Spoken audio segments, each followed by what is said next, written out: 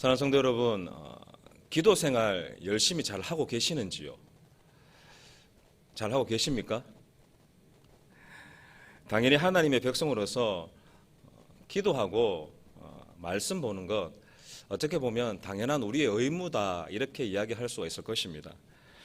정말 올바른 신앙인의 자세로 알고 있고 또 실천하려고 정말 많이들 노력하고 계시는 줄 압니다.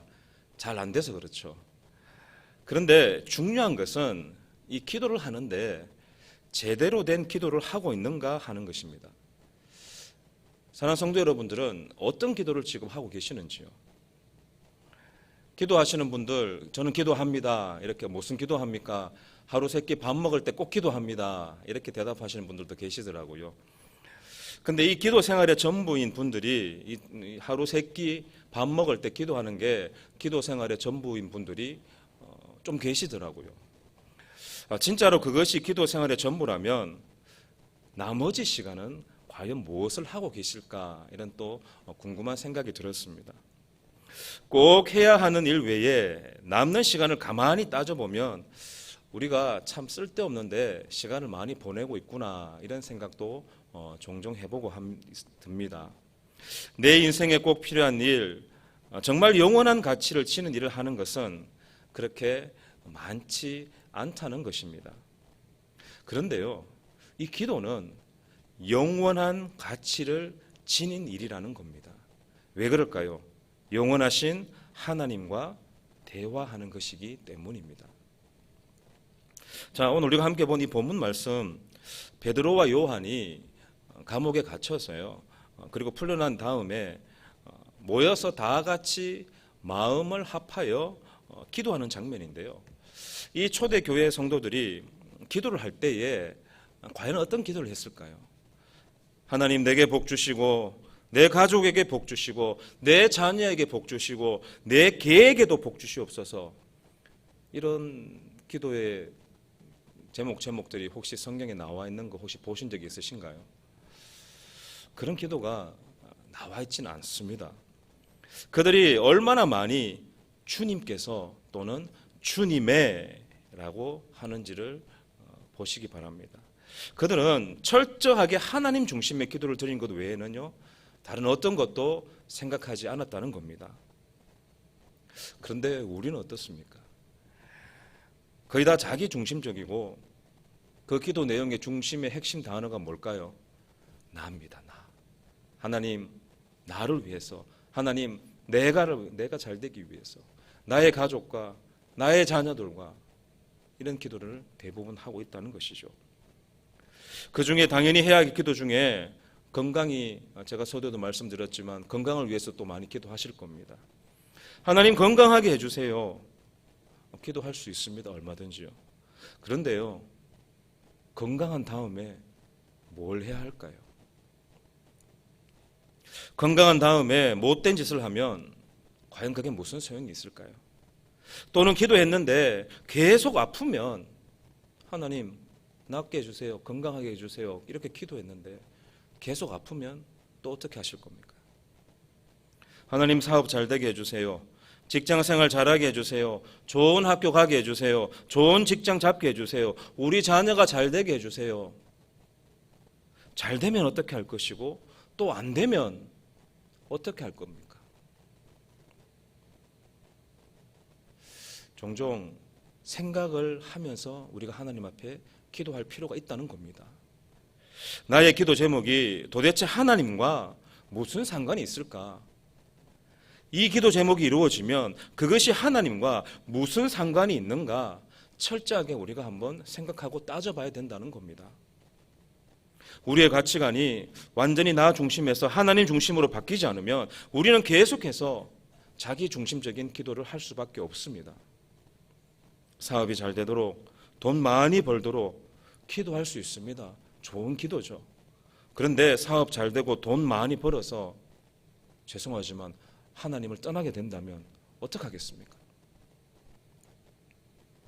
자, 오늘 우리가 함께 본 이 말씀에요. 이 사도들과 성도들이 어떤 기도를 했는지 한번 살펴보겠습니다. 오늘 본문 23절, 24절 보면 사도들이 노임에 그 동역에 가서 제사장들과 장로들의 말을 다 알리니 그들이 듣고 어떻게 합니까? 한 마음으로 하나님께 소리를 높여 이르되 대주제여 천지와 바다와 그 가운데 만물을 지으니시오. 이렇게 기도를 서두로 시작하고 있죠. 이 24절의 말씀을 보면요, 크게 두 가지의 기도 형태를 볼 수가 있습니다. 첫 번째가 뭡니까? 한 마음입니다. 한 마음으로 기도했다는 것입니다. 마음이 뿔뿔이 흩어져서 그냥 자기가 원하는 대로, 자기가 바라는 대로 기도한 것이 아니라 한 마음으로 기도했다고 지금 이야기하고 있습니다. 산헤드린 공회에서 풀려난 베드로와 요한이 교회에 가서 그 상황을 보고했고요. 성도들은 정말 박해가 얼마 있지 않으면 오겠구나 하고 생각하며 더욱 담대한 신앙을 갖기 위해서 그들은 기도했다는 겁니다. 어려운 상황 속에서 큰일 났다, 우리 이제 어떻게 하나, 빨리 챙겨서 도망가자, 빨리 숨자, 그저 맞서 싸우자, 칼을 가져오고 무기를 준비하자 하며 의견이 분분하고 흩어진 게 아니라 한 마음이 되어서 그들은 기도했다고 지금 성경에서는 말하고 있습니다. 뭡니까? 분열됨이 없이 마음이 하나로 합쳐졌다는 것이죠. 어떻게 보면 이 박해는요, 오히려 교회를 더욱 튼튼하게 영적으로 단결시키는 그런 결과를 가져왔다, 이렇게 볼 수 있을 것입니다. 자, 여기서 한 마음이라는 것은 나뉘지 않는 믿음으로, 일치된 믿음으로 기도했다는 것입니다. 이게 오늘날 우리말로 표현하면요, 뭘까요? 합심기도입니다. 한 마음으로 하는 기도, 바로 합심기도라는 것이죠. 구약시대도 함께 기도하고 찬양했지만 이 합심기도는 특히 오순절에 성령님이 오신 후부터 시작된 기도의 패턴입니다. 성들이 함께 모여서 마음을 합해서 기도한 것은 가장 큰 축복 중에 하나라고 이야기할 수 있을 것입니다. 한 마음으로 기도하기 위해서는 당연히 어떻게 해야 할까요? 같이 모여서 해야 되겠죠. 같이 모여 한 마음으로 기도했다는 겁니다. 오순절 날 이 다락방에서 성령님의 역사하실 때에 무려 120명이 성도들이 합심해서 기도하고 있을 때 성령 하나님이 역사하셨고 성령의 능력을 불같이 받게 되고 성령의 능력을 입어서 여러 가지 수많은 일들이 일어났다는 겁니다. 교회가 분열되면 가장 먼저 나타나는 것이 뭐냐 하면 기도의 분열입니다. 기도가요, 정말 무기력해집니다. 기도해도 기도가 잘 안 되고요. 기도를 하고자 모이라 그래도 잘 모이지를 않는다는 겁니다. 의견이 분분하고 그저 그냥 자기 중심적인 기도만 하게 된다는 것이죠. 그래서요, 그 기도가 무기력해지면 영적 능력이 교회에서 사라질 수밖에 없게 된다는 겁니다. 그래서 예수님은 제자들이 하나 되게 해달라고 하나님 아버지께 간절히 기도하셨던 것입니다. 자, 이것을 반대로 말하면 진정한 교회의 연합과 하나됨은 무엇을 통해서 나온다? 바로 기도를 통해서 나온다는 겁니다. 사랑하는 성도 여러분, 정말 중요합니다. 교회의 연합과 하나됨은요, 우리의 기도를 통해서 이루어진다는 것입니다. 두 번째로 이들은 합심하여 한 마음으로 어떻게 기도하느냐? 소리 높여 기도하고 있습니다. 자, 이게 뭘까요? 우리가 잘 아는 통성기도입니다. 그죠? 소리를 크게 내어서 하는 기도죠. 근데 이 통성기도 안 좋아하시는 분들이 계시더라고요. 기도를 그렇게 요란하게 해서 되겠느냐? 기도는 하나님 앞에 정말 경건하게 드려야 된다. 그래서 묵상기도가 유일한 기도의 스타일인 분들이 꽤 있더라고요. 특히 우리 같은 이 장로교회에서는 또 조용히 기도하는 것을 선호하는 분들이 많은데요. 조용히 기도하는 것을 더 선호하고 선호한 것 자체에는 아무런 문제가 없습니다. 왜요? 그분의 기도 스타일이기 때문에요. 그런데 기도는 조용히만 하게 해야 된다. 조용하게만 해야 된다. 이것이 문제가 된다는 겁니다. 성경적이지 않죠. 물론 항상 시끄럽게만 기도해야 한다고 해도 문제가 됩니다. 조용히 기도할 때도 있습니다. 또 크게 소리를 높여 기도할 때도 있는 것입니다. 정말 시끄럽고 크게 합심해서 소리 높여서 우리의 기도가 하늘에 상다들 되도록 그렇게 기도할 때도 있다는 것이죠. 그래서요, 합심해서 한 마음으로 기도했다는 것과 소리 높여 기도했다는 것이 따로따로 떨어진 것이 아니라 항상 같이 하는 것입니다. 어떻게 해요? 한 마음으로 소리 높여 기도하는 거라는 겁니다. 자, 오늘 이 성경에 보면 이 백성들이 한 마음으로 소리 높여 뭐라고 하나님을 부르고 있습니까? 오늘 본문 24절 중반에 보면 뭐라고 부르고 있습니까? 대주제여, 대주제여라고 이야기를 합니다. 이 단어는요, 원래 종이 주인의 권위를 높여 부르는 호칭입니다. 그런데 이 초대교회 성도들이 하나님을 이렇게 부른 이유가 있었습니다. 지금 이 베드로와 요한을 통해서 날 때부터 다리를 못 쓰는 사람이 일어나는 기적이 일어났죠. 또 베드로가 이 설교를 통해서 그날 남자만 무려 5천 명이 넘게 믿게 되었습니다. 정말 이런 엄청난 역사가 일어나고 산헤드린 공회는 어쩔 줄 모른 채 베드로와 요한을 그저 그냥 위협만 하고 놓아주는 그런 상황이 벌어졌다는 것이죠. 이런 과정에서 일어난 하나님의 권능을 찬양하기 위해서 한 말이 바로 대주제어라는 단어가 나왔다는 겁니다. 자, 이 모든 하나님의 일은요, 단 하루 만에 다 일어났습니다. 그것들을 체험하면서 이들은 성령의 감동으로 대주제어, 이렇게 그들이 하나님을 부르고 있다는 것입니다. 크신 능력의 하나님이라고 했습니다. 또 이들이 뭐라고 합니까? 대주제여, 천지와 바다와 그 가운데 만물을 지은 이시오 라고 그들은 과감하게 선포하고 있습니다. 이것이 바로 하나님을 찬양하는 겁니다. 찬양은 하나님의 하나님 되심을 높여드리고 인정하는 것이죠. 우리가 입술로 고백하고 곡조를 붙인 그 음악적인 찬양도 찬양이지만 이렇게 말로 또 기도로 하나님을 찬양할 수 있다는 것입니다. 이것이 바로 찬양의 기도라는 겁니다. 이처럼 올바른 기도는 하나님에 대해서 올바른 이해를 가지고 시작을 하게 된다는 것입니다. 자, 다시 한번 볼까요? 하나님에 대해서 올바른 이해가 뭡니까?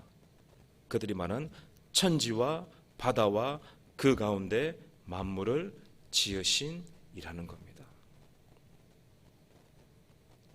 어려움이 닥치면 우리는 굉장히 소극적인 사람이 됩니다. 온통 문제에 갇혀서 아주 소극적이 되고요, 눈이 편협해진다는 것이죠. 다른 것을 그저 못 보고요, 그저 그냥 자기가 당한 이 문제에 대해서만 그런 생각하고 보게 된다는 겁니다. 그 안에 있는 사람밖에 안 보인다는 것이죠. 내 문제가 세상에서 제일 심각한 문제가 되어버립니다.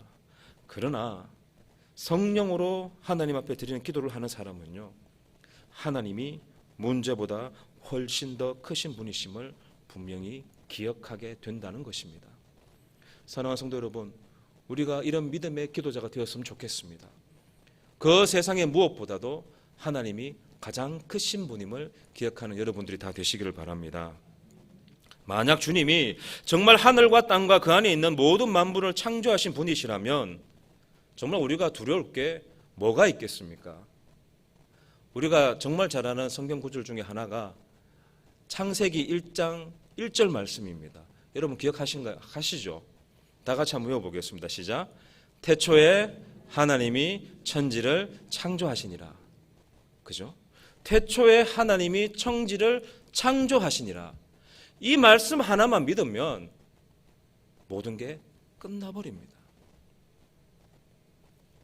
온 우주 만물을 아무것도 없는 데서 창조하신 그 능력의 하나님이시라면, 그 하나님을 내가 지금 믿고 있다면 무엇이 문제가 되겠습니까? 이 땅을 만드신 분을 내가 믿고 있는데요.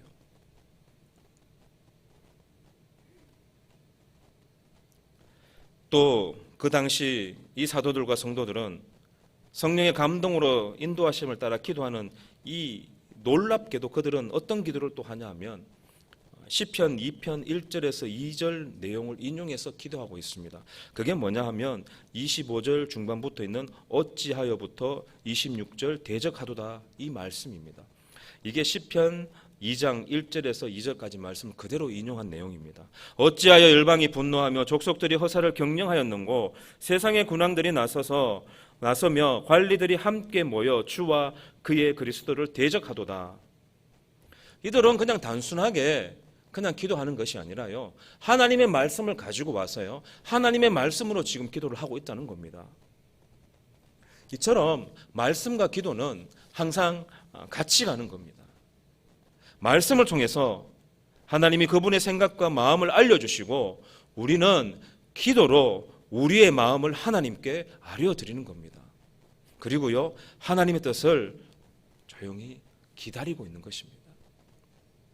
기도는 하나님께 하나님 이렇게 하세요, 하나님 저렇게 하세요, 하나님 이렇게 해주세요, 저렇게 해주세요 이렇게 지시하는 게 아니라요, 하나님의 뜻을 정말 겸손한 마음으로 우리가 기다리는 게 그게 바로 기도라는 겁니다. 진정한 기도는 그냥 지금 단순히 내가 힘드니까 하나님 이 상황 해결해 주세요, 제발 내 앞에서 치워 주세요 하는 게 아닙니다. 어떻게 하면 이 상황에서 하나님의 뜻이 나를 통해 이루어질 수 있을까를 여쭤보는 게 진정한 기도라는 것이죠. 그래서요, 어떤 일이 일어나면 곧바로 이런 질문을 자기 스스로 한번 해보시기 바랍니다. 지금 이 상황에서 하나님이 나에게 원하시는 게 과연 무엇일까? 그것을 기도로 하나님 앞에 아뢰는 것입니다. 하나님, 나에게 원하는 것이 지금 이 상황에서 무엇입니까? 그것을 기도로 하나님께 대화로 알려드리는 것입니다. 특히 내 마음을 괴롭히고 불편하게 하는 일이 있다면 꼭 그렇게 하나님 앞에 한번 여쭤보시기 바랍니다. 하나님, 이 상황에서 지금 하나님이 제게 원하시는 것이 무엇입니까? 그 뜻을 알게 해달라고 하나님 앞에 말씀해 보시라는 겁니다. 자, 지금 보세요. 초대 예루살렘 교회 성도들은요, 자신들을 박해하고 있는 이 세력들이 28절의 말씀처럼 예수님을 못 박았던 자들임을 알았고 자신들의 고난이 예수님의 고난에 동참하는 것임을 알고 있었습니다. 28절 말씀 다 같이 한번 보겠습니다. 시작. 하나님의 권능과 뜻대로 이루려고 예정하신 그것을 행하려고 이 성에 모였나이다. 그들은 하나님께서 예정하신 그 뜻과 그 모든 것을 알고 그 일에 지금 동참하는 것, 그 한 예수님의 고난에 동참하는 것임을 그들은 몸소 지금 깨닫고 체험하고 있다는 것이죠. 그래서요, 이 핍박을 당하면서도 그들은 결코 움츠러들지 않았습니다. 오히려 영광스럽게 감사하게 생각했습니다. 그리고 그들은 감사하고 기쁘고 자랑스럽게 생각하면서 하나님, 이 고난을 없애 주시옵소서, 하나님 이것을 벗어나게 해 주시옵소서 이렇게 기도하지 않았습니다. 뭐라고 기도했느냐? 29절 말씀에 보면요, 주여 이제도 그들의 위협함을 굽어 보시옵고, 이렇게 기도를 이어나갑니다. 굽어 보시옵고 뭘까요? 잘 살펴봐달라는 겁니다. 지금 이 상황을 심각하게 하나님께서 잘 살펴보시옵소서, 그들은 이렇게 지금 기도하고 있다는 것이죠. 그냥 지금 핍박을 약하게 해달라는 게 아니고요, 핍박하는 악한 자들을 해치워 달라는 것도 아닙니다. 오히려 하나님께서 이 상황을 잘 살펴보시고 이들의 핍박에 내가 맞설 수 있도록 지혜와 능력을 달라는 것입니다. 지금 영적 전투에서 정말 적의 공격이 너무나 강해서 내가 감당할 수 없는데, 하지만 우리는 물러설 생각이 없다는 겁니다. 더 확실하고 더 많은 지원을 하나님 나에게 해주세요. 내가 이들을 이겨낼 수 있도록. 사도들은 그런 기도를 지금 하고 있다는 겁니다. 사도들은 이렇게 힘든 상황과 어떻게 될지 모르는 박해의 상황에 처해 있으면서도 자신들의 이 상황을 바꾸어 달라거나 쉬운 대로 보내달라고 결코 요구하지 않았습니다. 오히려 이 상황을 뚫고 나가 승리할 수 있는 그 하나님의 능력을 그들은 간절히 구했다는 것이죠. 도망가는 게 아니라 이겨낼 수 있게 해달라고 그들은 구했다는 겁니다. 사랑하는 성도 여러분, 보통 어려움을 당하면 어떻게 기도하시나요? 하나님, 이 어려움을 해결해 주세요. 이것을 제발 저한테서 치워주세요. 이렇게 많이 기도를 하시죠. 나쁘거나 잘못된 기도는 결코 아닙니다. 하지만요, 거기 머물지 마시고 한 걸음 더 나아가 기도하실 수 있기를 바랍니다. 두 번째, 초대교회 성도들은요, 어떻게 기도했냐 하면 하나님의 말씀을 전하도록 기도했습니다. 29절 말씀을 또 보겠습니다. 또 종들 굽어 보시옵소서 중반에 또 종들로 하여금 담대히 하나님의 말씀을 전하게 하여 주시오며, 하나님의 말씀을 담대히 전하도록 지금 기도하고 있다는 것이죠. 상황이요, 말씀을 전할 상황이 아닙니다. 그들이 언제 어려움과 핍박으로 감옥에 갇힐 수도 있습니다. 또 핍박당함으로써 예수님이 받는 그 고난을 지금 당장, 아니 내일 당장이라도 받을 수 있는 그런 상황이었죠. 그런데요, 그들은 어떻게 이야기합니까? 하나님의 그 복음의 말씀을 어떻게 해요? 담대히 전할 수 있도록, 담대히 전할 수 있도록 그들은 지금 기도하고 있다는 것이죠.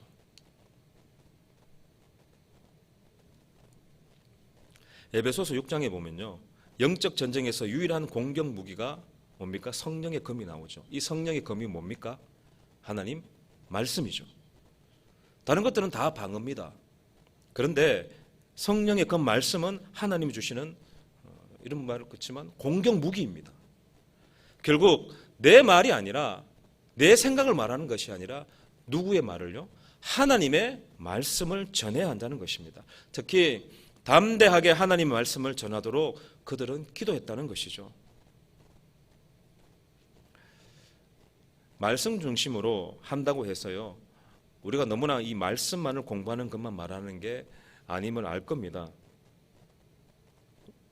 큐티를 하면서 하나님의 말씀을 개인적으로 묵상을 하시죠. 또 하나님 말씀이 성경을 계속해서 통독하시면서 말씀을 보고 계시죠. 무엇보다도 우리의 삶을 통해서도 하나님의 그 말씀을 배우게 된다는 겁니다. 또 제가 전에 이렇게 설교 말씀을 통해서 말씀을 붙들을 수도 있습니다.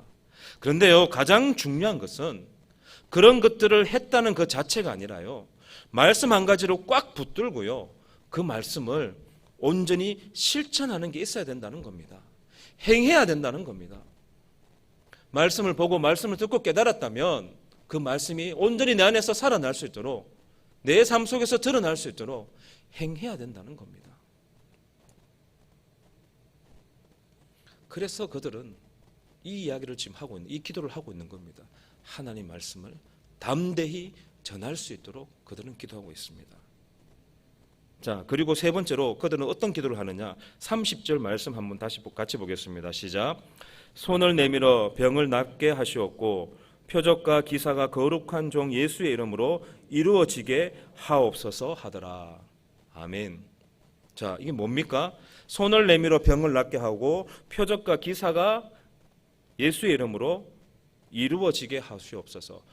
예수님의, 주님의 능력이 그들을 통해서 나타날 수 있도록 지금 기도하고 있다는 것이죠. 첫 번째, 저들이 위협하는 상황을 굽어 살펴주시옵소서 기도했죠. 두 번째로는 우리가 담대히 하나님 말씀을 전하게 기도합니다. 세 번째로는 이 주님의 놀라운 능력을 보여달라고, 나타나달라고 지금 기도하고 있습니다. 왜 그럴까요? 앞전에도 말씀드렸지만 이 4장에 날 때부터 다리를 못 쓰는 사람이 베드로와 요한을 통해서 은과 금은 내게 줄 수는 없지만 내게 있는 내 것을 주느니 예수 이름으로 일어나 걸어라. 그래, 그 사람이 일어나죠.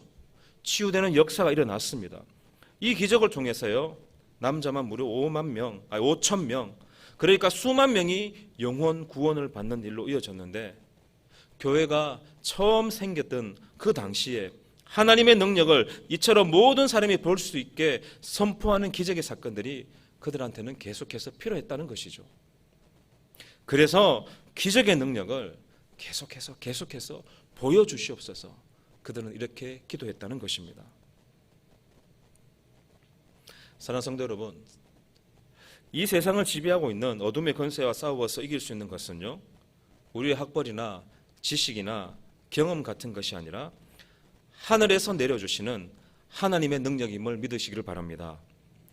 그 능력이 여기 지금 사도행전 당시에는 병 고치는 것과 표적과 기사로 나타났습니다.